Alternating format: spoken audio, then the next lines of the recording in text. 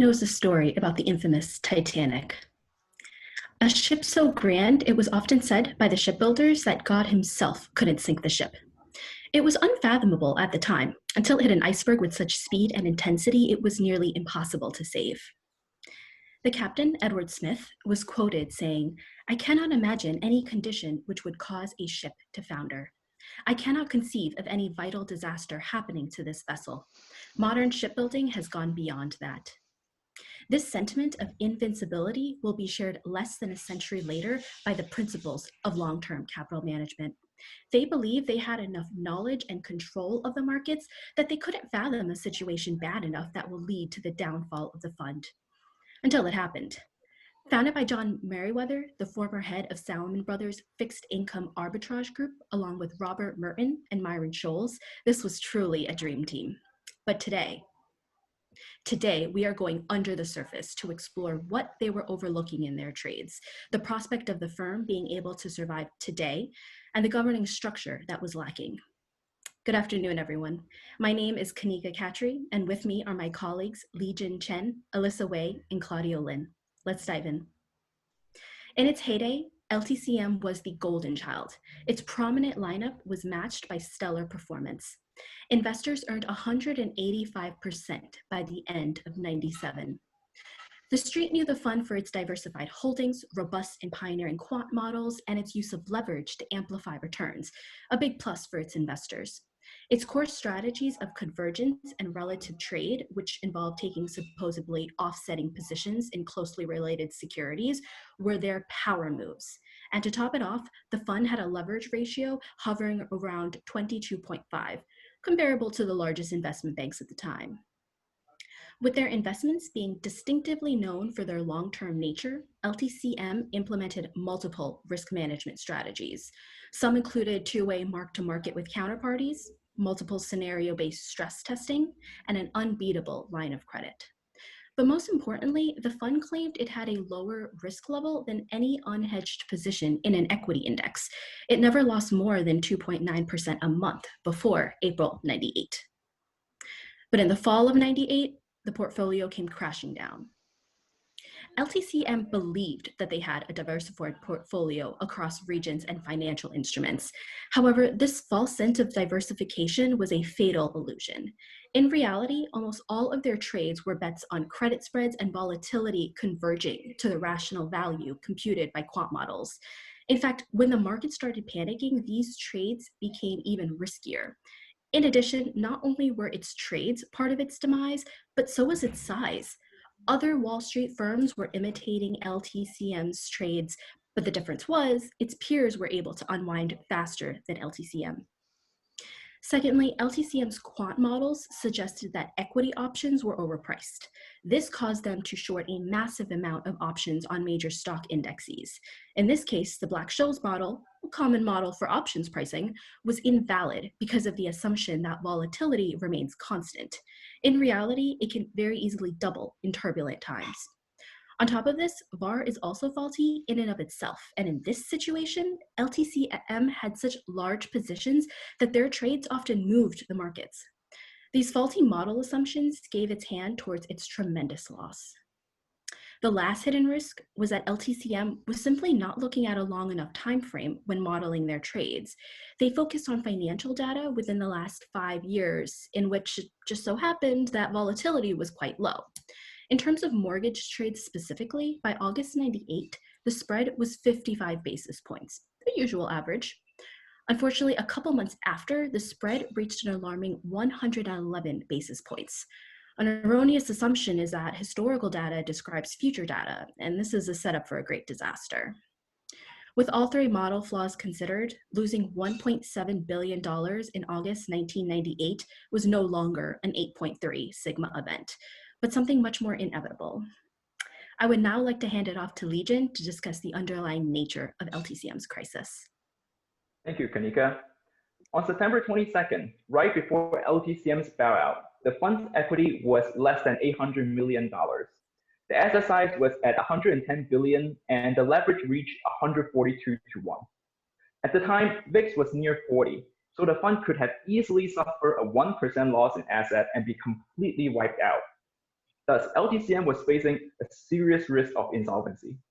Ultimately, however, this insolvency arose because of a crisis in liquidity. At the time, the fund's most pressing concern was actually to keep at least $500 million in the Bear Stearns account to keep its clearing service so that the fund would not be forced to default on its obligations. Even a single non-payment could trigger the cross-default provision and lead to defaults on all of LTCM's 7,000 derivative contracts. The fund needed cash immediately. Therefore, the $470 million revolving credit from the loan syndicate was all poured into the Bear Stearns account to keep it running. The liquidity problem was so severe, the LTCM management company had to borrow $38 million from its portfolio just to pay salaries. It was a desperate loan riddled with conflict of interest. Other market participants were also aware of the liquidity nature of LTCM's crisis. Traders betted against LTCM not because of analysis on fundamental values, but because they expected the fund to collapse from a short squeeze very quickly. On the other hand, Warren Buffett and the consortium were willing to pay for the portfolio because they saw significant equity value if the fund could survive the short-term struggle. Over the long run, LTCM's position would profit from market conditions reverting to historical means. And the banks were correct. 1 year after the bailout, the fund earned 10% return, and the consortium was able to completely recover its capital injection, and evidence that the crisis was of short-term nature. Now I'll pass it to Elisa to talk about stress testing and scenario analysis. Thank you. Well, after analyzing factors that could lead to the fall of LTCM, we couldn't help but wonder if LTCM would survive today. Well, it's a worthwhile question to think about because there are many hedge funds on Wall Street still using similar strategies. We developed 3 approaches to answer this question. First, we try to quantify the risk exposure of LTCM's portfolio. To do that, we set up a linear regression model. So our dependent variable is LTCM's net monthly return. To capture the risk exposures, we use a list of indicators that should describe the condition of the market at that time. For example, we use the corporate bond spread as proxy for the credit risk. By using those indicators as our independent variables, we are expected to get a good sense of the exposure of LTCM's portfolio. And we did. So here is the result of our regression. We could see that those 3 variables are significant, which indicates LTCM's portfolio has a high exposure to vega and credit risk. We then could fit in our model to get the hypothetical return from May 1999 until today. We could see that the maximum hypothetical loss would have happened in November 2008. The return would be negative 77% for that month, and the return today would be negative 48%.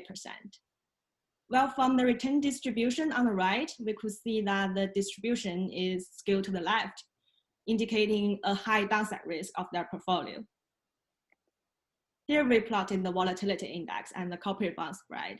We could see that those 2 indicators jump up during the period of LTCM's crash, and spikes of similar magnitude happened more than 4 times in the next 20 years. The gray area over there, those are the instances in which we believe that an LTCM style fund would have failed.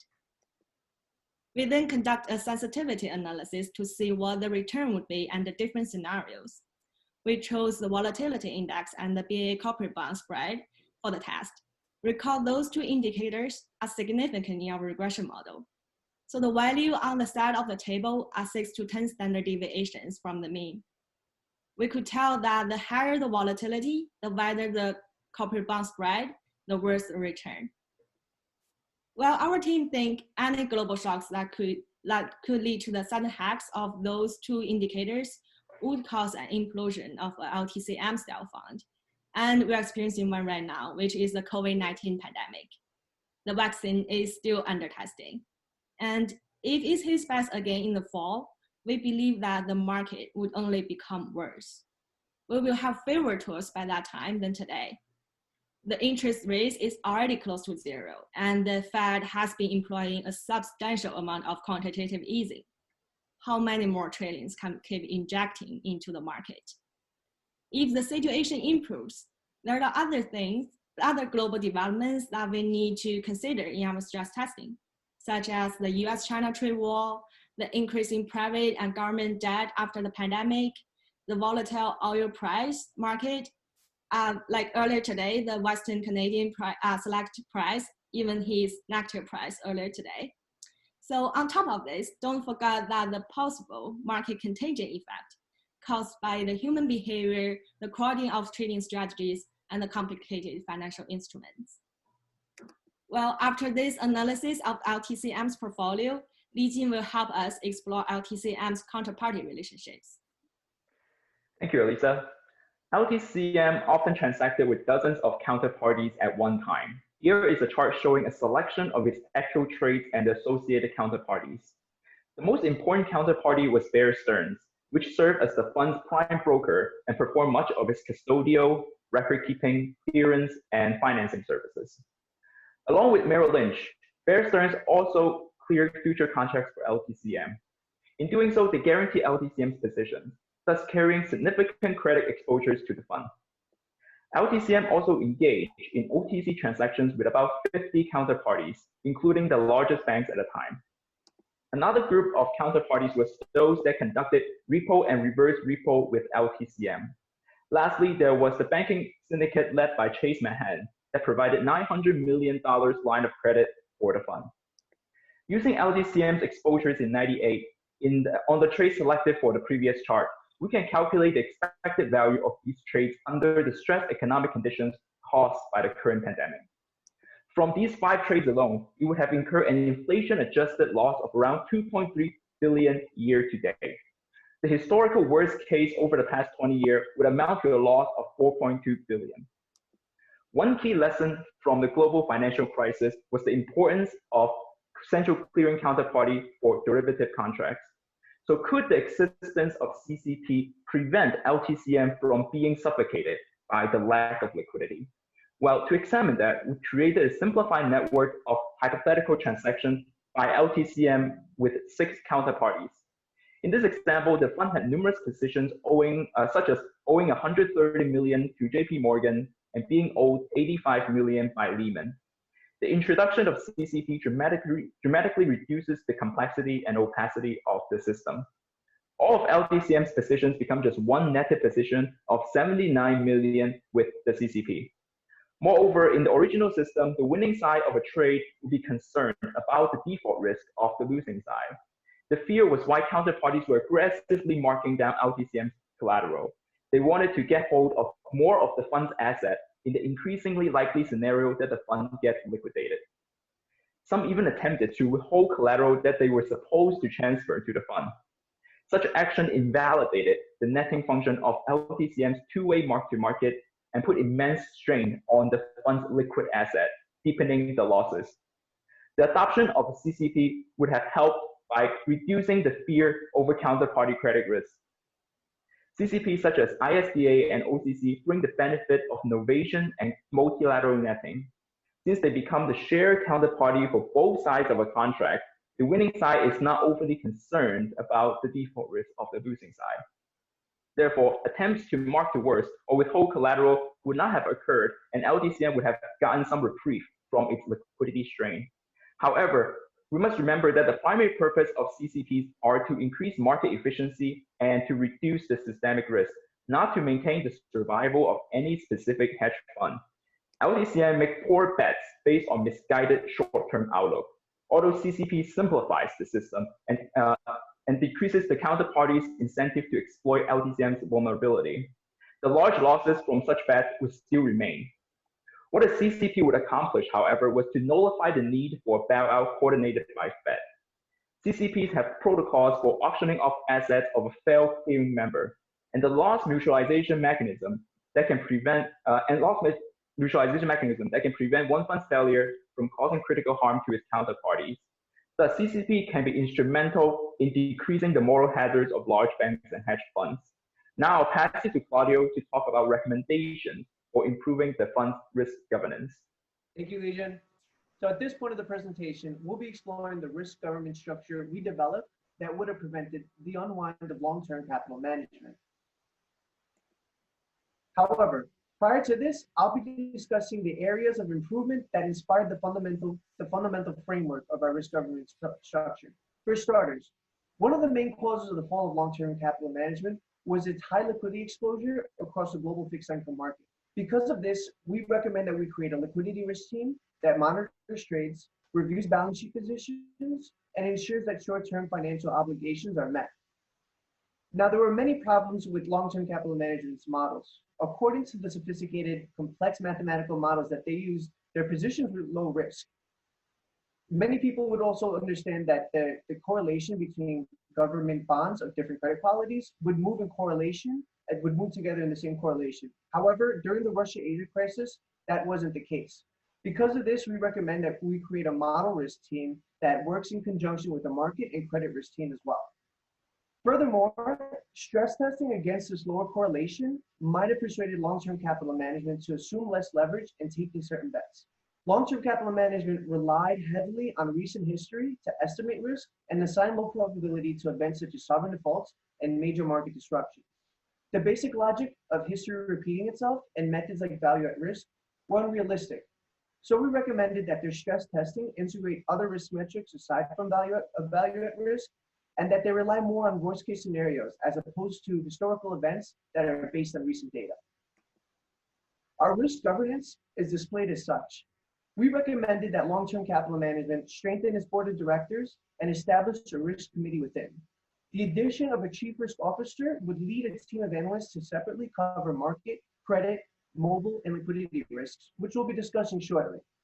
The key relationships to keep in mind in our diagram here are the board of directors, risk committee, and chief risk officer.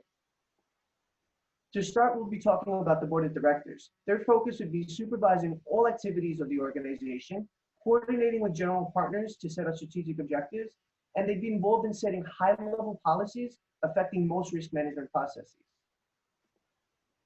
As for the risk committee, this would consist of selected members of the board with the duty to supervise the compliance of the risk framework. Members should be experienced practitioners who are more than capable of understanding the fund's complex strategies and positions. Responsibilities include working with the general partners to establish risk tolerance, communicate risk budget, and monitor the performance of the chief risk officer while reviewing reputational, operational, legal, and solvency risks. The chief risk officer would be working independent of the business units. They would be working together with upper management and the risk committee to lead the risk management efforts. The chief risk officer then would take a proactive approach by working closely with the fund managers and evaluate the impact of trades before they're executed. Power within a hedge fund tends to fall disproportionately on general partners. And with that being said, checks and balances are necessary for a risk management system to work. Of course, conflicts will arise between fund managers whose compensation is tied closely with short-term performance and risk management whose intentions are to protect the longevity of the fund. Some of the issues that can be created are disagreements on trades between business units and the risk teams, and the failure of the chief risk officer's coverage. Now, to alleviate such conflicts, the general partner should set the tone at the top by promoting open communications and recognizing the importance of the risk function.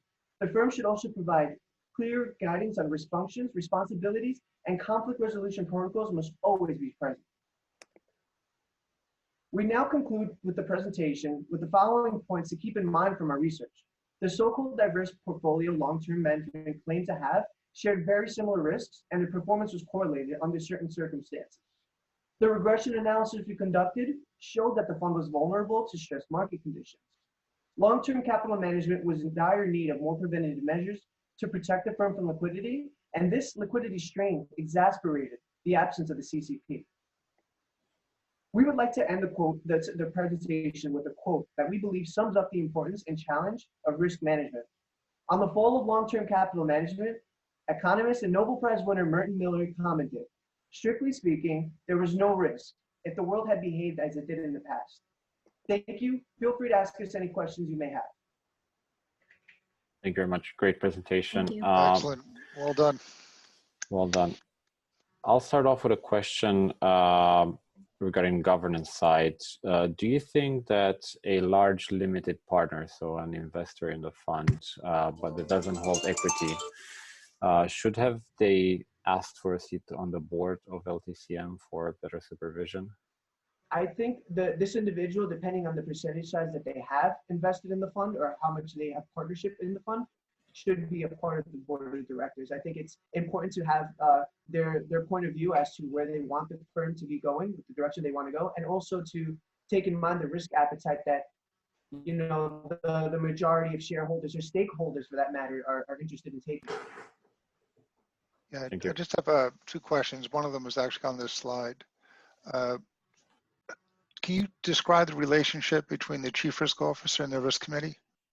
Absolutely. So the whole purpose of the Chief Risk Officer would be covering certain aspects of risk that would separate themselves from the Risk Committee. Now, the Chief Risk Officer, obviously, as you can see, covers market risk, credit risk, and liquidity risk. And ultimately, he would have the final decision on certain trades if it was bumped up to him and there was somewhat of a dispute between the fund managers. Now, for the Risk Committee, they would be, for the most part, having a second view on the performance of the teams that the Chief Risk Officer covers. And not only that, they'd be reviewing these other departments of risk, such as solvency, operational, legal, which don't necessarily have to tie into what the front office teams do, but they overall look over the entire structure of the firm.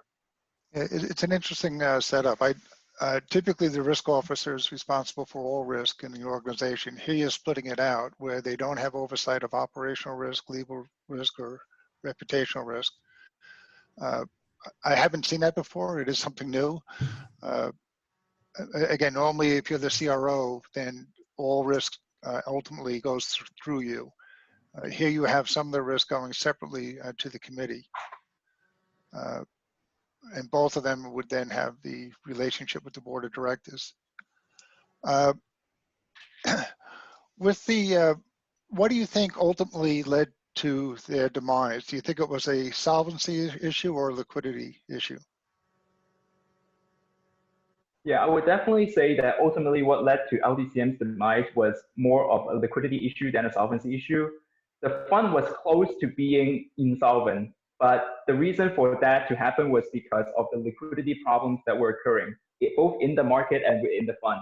So obviously, the market itself was experiencing a huge liquidity crisis. All right, because like all the market participants were trying to liquidate very similar positions. And also for LTCM, it was also experiencing its own liquidity problem because it doesn't have enough money to put into the Bear Stearns account to keep it running.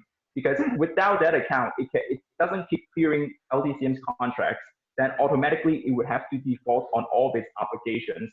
So that's why without this liquidity, without this money for some short-term payment into that account, the fund could not operate as a going concern. So that's why I think ultimately it was a liquidity problem. Okay, excellent. That's a great answer. Just by way of feedback, whenever you're asked specific questions, you want to make sure in your presentation that you're specifically answering those questions. So I think you have the answer, but you could have highlighted more that this is your answer to that question. Just by way of feedback. Thank you. But it isn't, you know, I think your slides are great. I think you have a lot of good charts that help you in the illustration. I think you tell a very coherent story. I think you understand the issues. So it was really well done. I don't have any further questions, but are there any other questions from the judges?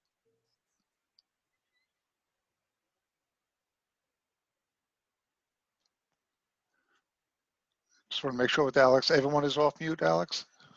I had a quick question, kind of back to the organization. I know so you had a CRO and a risk board. How would you mediate disputes between those two? Because in a way, you kind of have two chief risk officers, maybe covering different areas, but who would be the arbitrager in case of a conflict or debate arising between those two? So in the case of a debate, I think for the most part, the chief risk officer would be working directly with the front office teams whenever there's a trade that's involved. However, both chief risk officer and the risk committee, we both decided that they would both work together with the board of directors and general partners to establish the overall set of the risk appetite of the company. and also the compensation that they're going to be providing the fund managers and the front office teams to make sure that it doesn't motivate any unnecessary risk taking or any unnecessary trade. So they would be working together, but they would cover different aspects of risk. And given the small structure of a hedge fund compared to a bank, we figured we split it up where, one chief risk officer would be covering more of the risk involved in certain business transactions, whereas the risk committee would be focusing at more of supervision of the chief risk officer, but then looking over the other aspects of risk, such as operational solvency and the overall longevity of the company.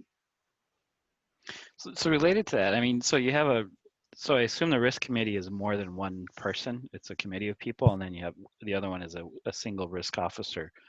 Do you find that kind of dual requirement might be, lead to conflicts of interest between one committee versus the chief risk officer or the others? And you have a different structure kind of overseeing different parts of the organization. I don't necessarily see that there would be an issue just because of the fact that what their focus is on. For the risk committee, as I mentioned, they would be looking over the overall operations of the company, whereas the chief officer would be focusing more on business transaction sides of business for the hedge fund.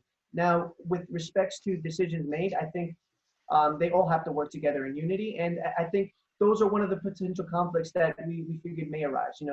Some disagreements on certain discussions that they have, and it's something that I think with the establishment of the protocols and certain guidelines, they're able to work in a coherent manner. Yeah, and I just want to add that the structure we have is not it's not a structure that we recommend for any hedge fund. And we recommend this structure for LTCM largely because we know that the fund has failed. So we know there was some serious problem with its risk governance. So that's why we recommend something that is much more strict, something that with more checks and balance, so that we can make sure that when a crisis does occur, there is more of a chance that the fund has already prepared for that. Just adding on to that, they actually mentioned, there were 12 LTCM partners who were on the management committee that made up the firm's risk management committee. But the partners actually later admitted that it might have just been better to have a separate group offering the independent risk modeling of the trade portfolio, and that could have, alleviated some of that. Yeah, I think the notion of an independent risk committee is good. I think that could be helpful for any organization. What I struggle with that is that when you have the risk siloed as you do, so you separated market risk and credit risk, oftentimes a risk officer is trying to understand the aggregate risk that the corporation faces, but they're doing that in conjunction with the capital that they have for the risk, right? So it's always a balance between, as an organization, I could take more risk, get a higher return, as long as I have the capital to support it. And that's always the trade-off. When you split risk into silos, then you're making them compete against each other for capital. And there's only one capital that the company has. And now you could allocate that by business segment, but at the end of the day, there's only one capital. There's the total capital that the company actually has. So that's why I think it's an interesting idea. And I think it's good that you're thinking of it. There's things that I would see as being somewhat problematic of actually doing that as a process. But again, I think it's a very, very good presentation. Any additional questions or comments? In the sense of modeling risk, and it probably connects to the question that was just asked, but in a slightly different way, do you see any apparently one of the biggest flaws of modeling risk in both cases was acknowledging certain feedback loops. Do you see any parallel in the situation of LTCM crisis as opposed to the global financial crisis, that certain feedback loops played a role into the collapse of those entities? Yeah, I definitely think there is a very big similarity with LTCM and the global financial crisis, especially when it comes to the lack of the central clearing counterparty. Because I think for both cases, they didn't really utilize CCP for derivative contracts. So when some funds do default on their obligations to their bilateral counterparty, what happens is that the systemic risk can very easily spread. But if we have CCP in place, like a lot of regulations have recommended after the global financial crisis, then that kind of spread of systemic risk would be reduced.